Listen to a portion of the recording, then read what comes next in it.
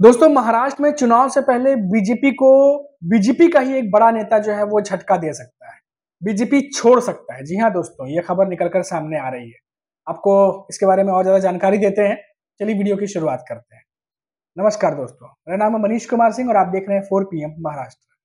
दोस्तों महाराष्ट्र में बीजेपी में अंदर आजकल काफी कुछ चल रही है, काफी कुछ चल रहा है और महाराष्ट्र में विधानसभा चुनाव से पहले बीजेपी को तगड़ा झटका लग सकता है दोस्तों। सूत्रों के मुताबिक बीजेपी के मुस्लिम नेता हाजी अरफात शेख पार्टी छोड़ सकते हैं। सूत्रों का कहना है कि अरफात शेख बीजेपी के कुछ नेताओं द्वारा मुस्लिम समाज विरोधी वक्तव्य से नाराज है। जो बयान दिए गए उनसे वो नाराज चल रहे हैं। पिछले दिनों उनकी नीतीश राणे के बयान पर जुबानी जंग देखने को मिली थी।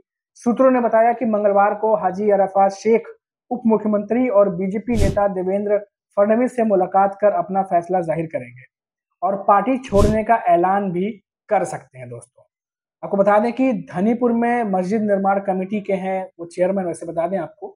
और साथ ही साथ बता दें कि हाजी अरफात शेख अयोध्या में राम मंदिर के बदले धनीपुर में मस्जिद निर्माण के लिए बनी कमेटी के चेयरमैन भी हैं। और हाजी अरफात शेख को मस्जिद मोहम्मद बिन अब्दुल्ला विकास समिति का अध्यक्ष और धन जुटाने के लिए इंडो इस्लामिक कल्चरल फाउंडेशन का सदस्य भी बनाया गया है।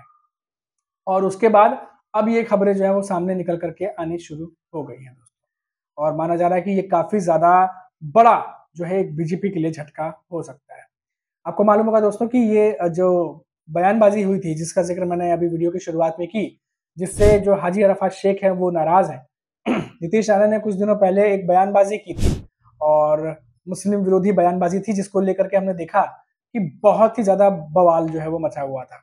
अभी देखिए, जब ये बयानबाजी हुई थी तो उसके बाद जो महायुति के नेता हैं और महायुति के जो गठबंधन दल के नेता हैं अजीत पवार, उनका एक खबर आई थी कि उन्होंने एक जगह वक्तव्य दिया था और संबोधित करते हुए उन्होंने लिखा था कि कुछ नेता जो है वो किसी खास समुदाय को निशाना बना रहे हैं और ये बात अजीत पवार या उनके एनसीपी बिल्कुल भी बर्दाश्त नहीं करेगी। अजीत पवार ने ये बात कही थी, जिसको कि ये माना गया कि ये जो बयान अजीत पवार ने दिया वो नीतीश राणे के उस बयान के बाद दिया और ये बयान का वो नीतीश राणे का जो बयान था उसका जवाब जो है अजीत पवार ने दिया। हालांकि उन्होंने अजीत पवार ने नाम नहीं लिया, लेकिन जिस तरीके से उन्होंने संबोधन किया ये माना गया कि वो जवाब था नीतीश राणे को। अब देखिए दोस्तों, अब ये जो बीजेपी के नेताओं ने जो बयानबाजी की वो तो मैंने आपको बताया। इसके बाद देखा गया कि बहुत ज्यादा जब मामला बढ़ा तो औरंगाबाद से हमने देखा कि इम्तियाज जलील जो है वो अपने समर्थकों के साथ मुंबई पहुंचना शुरू हो गए। और लगातार हमने देखा कि जब वो औरंगाबाद से निकले तो काफिला उनका जब निकला था वहां से तो गाड़ियां दर गाड़ियां, बहुत लंबी लंबी कतारें दिख रही थी, बहुत सारे लोग जो है उनके साथ में थे। और रास्ते में कई सारे चैनल्स के साथ वो इंटरव्यू करते हुए भी नजर आए, जहां उन्होंने बोला कि बात जो है वो बढ़ गई है और इस तरीके से बयानबाजी उन्होंने की है, उन्हें माफी मांगनी चाहिए। तमाम बातें वो करते हुए वहां से वो इम्तियाज जलील जो है वो आ रहे थे मुंबई। हालांकि मुंबई में घुसने से पहले उनको रोका गया वहां पर, जो टोल नाके जो पड़ते हैं मुंबई के बॉर्डर पे, तो वहां तो उनके समर्थकों को रोक लिया गया दोस्तों। लेकिन बात बहुत ज्यादा बढ़ गई थी और देखा हमने ये भी कि कई सारे एनडीए के नेता थे जो उन्होंने बोला कि इस बात पे माफी मांगनी चाहिए। और खास तौर से हमने देखा कि लगातार नीतीश राणे ने जो है लगातार बयानबाजी की।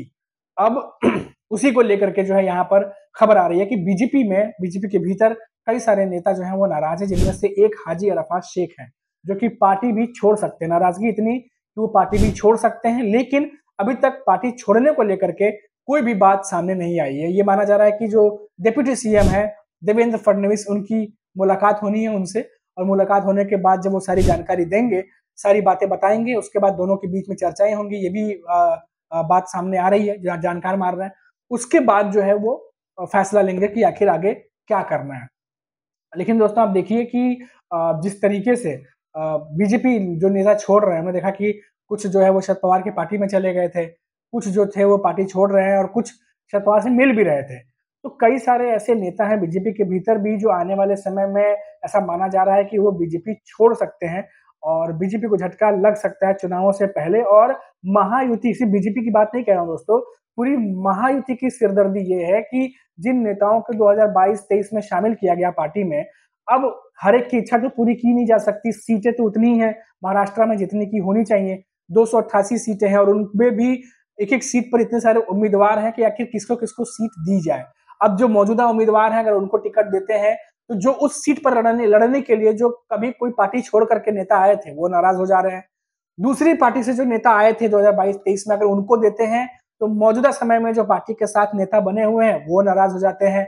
तो आखिर ये जो स्थिति है इसको बैलेंस कैसे किया जाए, ये भी एक बहुत बड़ी चुनौती है बीजेपी और महायुति के सामने दोस्तों। और इसीलिए हमने देखा कि पिछले 1 महीने में बहुत सारे नेता जो हैं वो पार्टी छोड़ करके महायुति का साथ छोड़ करके कोई यूपीटी पक्ष के साथ गया, कोई शरद पवार की पार्टी के साथ गया। क्योंकि ये नेता थे जो पार्टी छोड़ कर वापस आए थे और इसीलिए इसे घर वापसी, जो मीडिया की भाषा में कह रहे हैं कि घर वापसी कहा जा रहा है।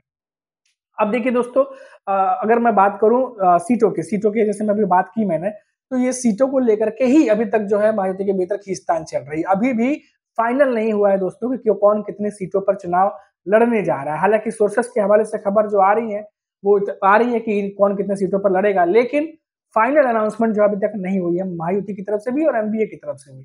लेकिन एमवीए की तरफ से ये माना जा रहा है कि इनकी सीटें फाइनल हो गई है और नवरात्र में उम्मीदवारों की सूची आ जाएगी। लेकिन महायुति की तरफ से इस पर कोई क्लियरिटी नहीं है कि सीटों की शेयरिंग और सीट शेयरिंग के लेकर के कुछ फैसला बना भी है या नहीं बना है। और ये खबर है कि कम से कम 25 से 30% सीटें हैं जिस पर पेच फंसा हुआ है। और अजीत पवार की एनसीपी और खास करके बात करें तो जो बीजेपी है उनके बीच में और एकनाथ शिंदे की शिवसेना जो है, इन तीनों ही दलों के बीच में ये पेच फंसा हुआ है और इस पेच को बहुत ही ज्यादा जो है जटिल समझा जा रहा है। और माना जा रहा है कि जो अमित शाह बीच में जो दौरा करने आए थे महाराष्ट्र में, तो उनके कई सारे जो एजेंडे थे उसमें से ये भी था कि जो सीट शेयरिंग पर जो माथापच्ची चल रही है, खींचतान चल रही है, उसका जो है वो निपटारा किया जाए। और माना जा रहा है कि अभी भी उसका निपटारा ठीक ढंग से नहीं हो पाया है। और अक्टूबर का महीना दोस्तों, क्योंकि नवंबर में चुनाव होने हैं, जैसा कि मैंने आपको पहले भी वीडियो में बताया था कि चुनाव आयोग के अधिकारी जो है वो महाराष्ट्र आए थे 2 दिन के दौरे पर और लगातार तमाम दल के नेताओं से, न सिर्फ महायुति के नेताओं से बल्कि वो एमवीए के नेताओं से भी मिले हैं। और फेस्टिवल के टाइम में, त्योहारों के टाइम में किस तरीके से शेड्यूल किया जाए, उन सब बातों को लेकर के उनकी चर्चा हुई है, जो रिपोर्ट्स आई हैं सामने। तो और उसके बाद ये बताया गया कि 26 नवंबर से पहले चुनाव जो है वो संपन्न कर लिए जाएंगे, क्योंकि वैसे भी 26 नवंबर के बाद जो है महाराष्ट्र की जो सरकार है उसका कार्यकाल समाप्त हो रहा है। तो ये बातें हैं दोस्तों। और ये अक्टूबर के महीने में बहुत कुछ होने जा रहा है महाराष्ट्र की राजनीति में, कई सारे उतार चढ़ाव देखने को मिलेंगे। और सबसे बड़ी बात जो मैंने पहले भी कही कि जो नाराज नेता है बीजेपी के भीतर, कुछ तो पिछले पार्टी छोड़ के जा रहे हैं क्योंकि उनके मन मुताबिक उनको सीट नहीं मिली है या वो सीट की उम्मीद लगाए बैठे थे और अब वो उम्मीद हार गए हैं।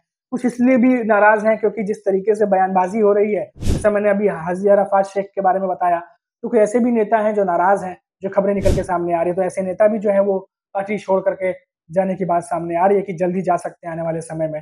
तो जैसे ही कोई अपडेट आएगी दोस्तों, वो अपडेट भी हम आप तक लेकर के जो है वो आएंगे। तो फिलहाल अभी के लिए इतना ही दोस्तों, और आप देखते रहिए 4 PM महाराष्ट्र, क्योंकि फिर लौटेंगे तो बात करेंगे महाराष्ट्र में किसी बड़ी खबर पर, किसी बड़े नेता के बारे में, किसी नए मुद्दे पर।